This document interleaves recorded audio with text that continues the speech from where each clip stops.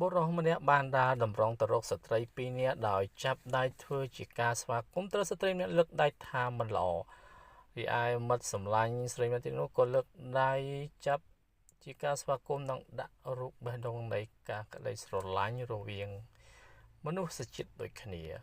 បន្ទាប់មកបរិសុទ្ធក៏បានសាកចិត្តទៅមិត្តនារីមួយដែលមិនចាប់ដៃនោះគឺជាខ្ចីលុយស្រាប់តែនារីនោះបានដកលុយចេញពីកាបូបហុចទៅឲ្យបុរសនោះតែម្ដងបន្ទាប់ពីបានហើយបុរសនេះក៏ដើរចេញបន្តិចក៏ងាកមករកស្ត្រីវិញបាទបានហុចស្ត្រីក៏ស្ងល់ទៅថាមិនយកទេក៏បុរសយកវិញទៅ